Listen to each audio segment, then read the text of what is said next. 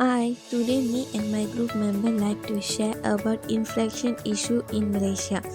My name is Roshini. And my name is Wong. Next, let me share it with you about what is inflation.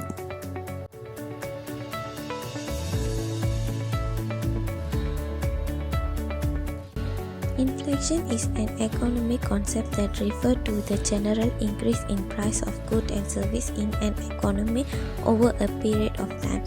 But the percentage change in the general price rate is the same as the percentage of inflation. Next, I would like to explain the type of inflation. There are two types of inflation. First is demand pool inflation. This occurs when aggregate demand is an economy aggregate supply. When demand supply price tend to rise, a business increase price to balance demand and supply.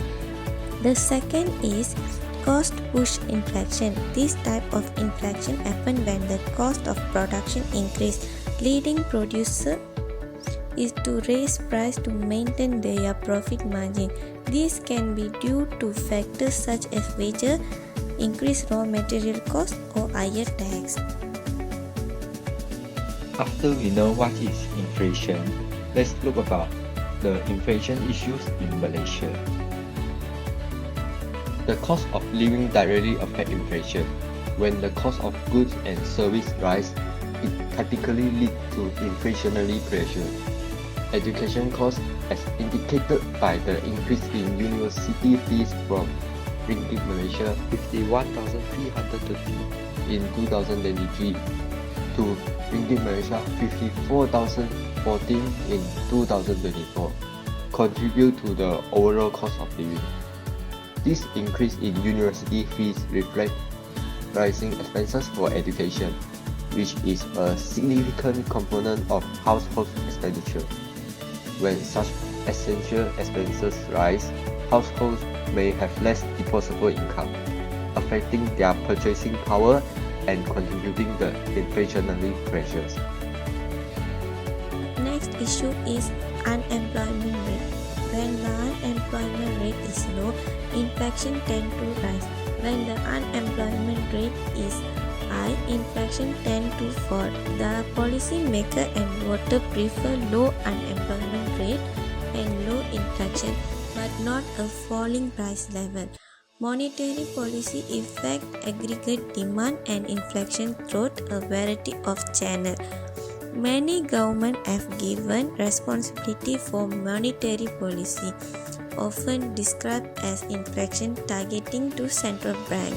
Example for Malaysia unemployment rate, releasing the statistic of the labor force Malaysia, April 2023. The unemployment rate April 2023 stood at 3.5%, unchanged from March 2023. Now let's talk about national debt and how it links to inflation. When a country's debt is high, the government might need to borrow more money. This can make it harder for businesses and people to borrow, which can push up interest rates. When the government has a lot of debt to pay back, they might need to raise tax or cut spending. This can slow down how much people spend, which affects the economy. In Malaysia, most of the debt is in our own currency, the ringgit.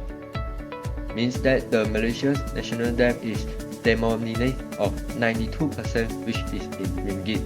So any plans to manage or reduce this debt could impact our economy, possibly leading to inflation.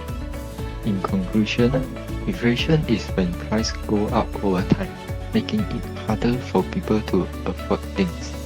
In Malaysia, factors like the cost of living, unemployment rates, and national debt all play a role in how inflation affects the economy. Keeping an eye on these factors help to manage inflation and keep the economy stable.